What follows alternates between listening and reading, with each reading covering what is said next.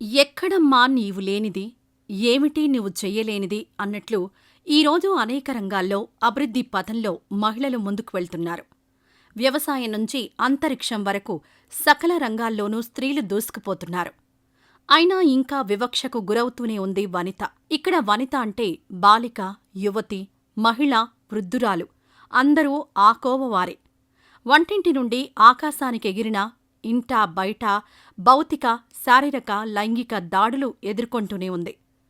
మహిళలు ఎదుర్కొంటున్న సవాళ్లు, ఇబ్బందులపై చర్చించి మహిళా హక్కులు, సమానత్వం తదితర అంశాలపై అవగాహన కల్పించటమే మహిళా దినోత్సవ ఉద్దేశం. ప్రతి సంవత్సరం మార్చి 8న ప్రపంచవ్యాప్తంగా అంతర్జాతీయ మహిళా దినోత్సవాన్ని జరుపుకుంటారు. ఈ సందర్భంగా మహిళల త్యాగాల్ని స్మరించుకుంటూ, వారి విజయాలను గుర్తు చేసుకుంటూ, వారికి దక్కాల్సిన హక్కులు, గౌరవం గురించి చర్చించుకుంటూ ఓల్గా ప్రేక్షకులందరికీ మహిళా దినోత్సవ శుభాకాంక్షలు. ఇది అది అన్న తేడా లేకుండా ఏ రంగంలోనైనా మహిళలు దూసుకుపోతున్నారు. అందుకు ప్రత్యక్ష నిదర్శనం అంతరిక్షంలోని సునీతా విలియమ్స్ నుంచి ఎవరెస్ట్ను అధిరోహించిన 16 ఏళ్ల కామ్యా కార్తికేయన్ వరకు. వీరంతా మేము సైతం అంటూ సమున్నత స్థానంలో నిలిచి చూపిస్తున్నారు. వెనక్కి తిరిగి చూస్తే మేడం క్యూరీ నుంచి సావిత్రీబాయి పూలే వరకు లోకం దృష్టినే మార్చేస్తున్న స్త్రీమూర్తులు ఎందరో. రచయిత్రి అంటే అగాథా క్రిస్టీ, రాణి అంటే రుద్రమ, వ్యోమగామి అంటే సునీతా విలియమ్స్. ఇలా ఏ రంగాన్ని తలుచుకున్నా ఓ మహిళ పేరు గుర్తుకొచ్చి తీరుతుంది. ఇలా మనకు తెలిసిన పేర్లు చాలానే ఉన్నాయి. మరి మహిళ అన్న కారణంగానే ఎన్ని అద్భుతాలు సాధించినా కూడా పట్టించుకోని పేర్ల సంగతేంటి? వారందరినీ గుర్తు చేసుకోవాల్సిన సమయమిది. మన చరిత్రలో రాజులకే కాదు, రాణుల పాత్రకి కొదవలేదు. దాతృత్వానికి ధీటైన అహల్యాబాయి హోల్కర్, ఢిల్లీ సుల్తానతును ఏలిన రజియా పేర్లు అందరికీ పరిచయమే. కాని శాతవాహన వంశం కుప్పకూలిపోకుండా నిలబెట్టిన నైనిక గురించి ఎంతమందికి తెలుసు? తన భర్త మొదటి శాతకర్ణి అర్ధాంతరంగా చనిపోయిన తర్వాత కుమారుణ్ణి గద్దెమీద ఉంచి పాలించిన వ్యక్తిగా నైనికను గౌరవిస్తారు. కాశ్మీర్ను పాలించిన రాణి సుగంధ, రాజా విక్రమాదిత్యుడి కూతురుగా తనకు ధీటుగా 20 ఏళ్లు పాలించిన ప్రభావతి.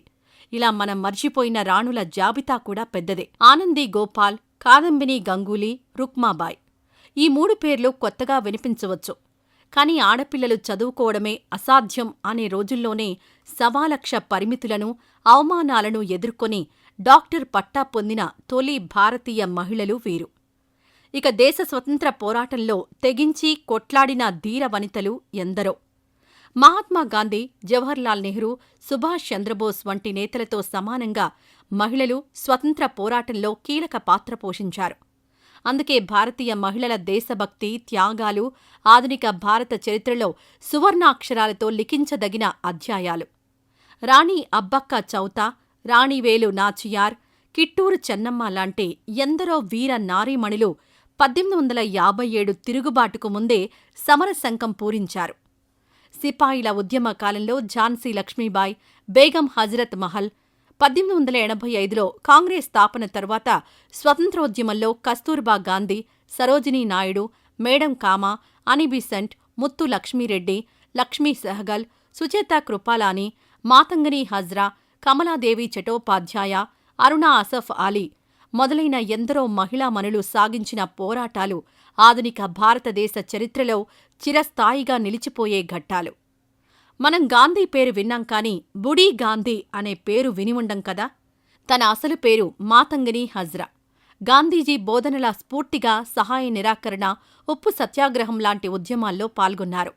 ఓసారి తనే స్వయంగా 6,000 మందిని కూడగట్టుకుని ఓ ఊరేగింపును తలపెట్టారు. 1,000 మందిని ముందుండి నడిపిస్తున్న మాతంగిని మీద పోలీసులు తూటాలు పేల్చినా సరే జెండా పట్టుకునే నేల కొరిగారు.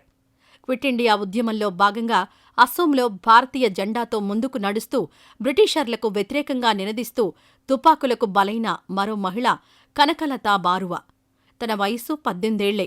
వీరే కాదు, తన పక్కనే నడుస్తున్న భర్త పోయినా ఊరేగింపును ముందుకు నడిపించిన తారారాణి, ఉరిశిక్ష పడిన కొడుకును చూసి నిబ్బరంగా ఉండమని ధైర్యం చెప్పిన మూల్మతి.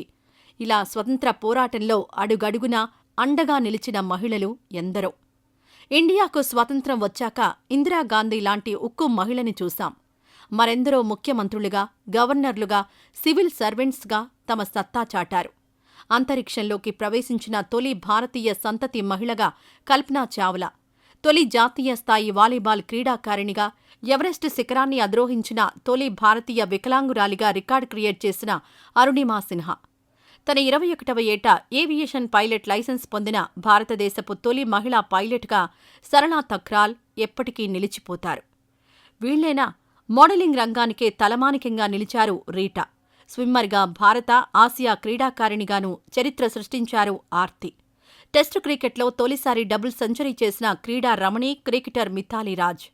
తొలి మహిళా పోలీసు అధికారినిగా రికార్డు నెలకొల్పారు కిరణ్ బేడి. అంతెందుకు, కంప్యూటర్ లేని లోకాన్ని ఊహించలేం. అందులో ఒక మహిళ కీలకంగా వ్యవహరించారంటే నమ్మాల్సిందే. ఆమె పేరు ఆడా లవ్లేస్. చార్లెస్ బాబేజ్ రూపొందించిన యంత్రాన్ని తొలి కంప్యూటర్గా అందరూ పరిగణిస్తారు. నిజానికి ఆ యంత్ర రూపకల్పన వెనకాల బాబేజ్ ఉద్దేశం లెక్కల్ని మరింత సులభతరం చేయడం. కాని ఆడా అలా కాదు. ఆ యంత్రం అద్భుతాలు చేయబోతున్నదని ఊహించింది. దాన్ని ప్రచారం చేసేందుకు వ్యాసాలు రాసింది.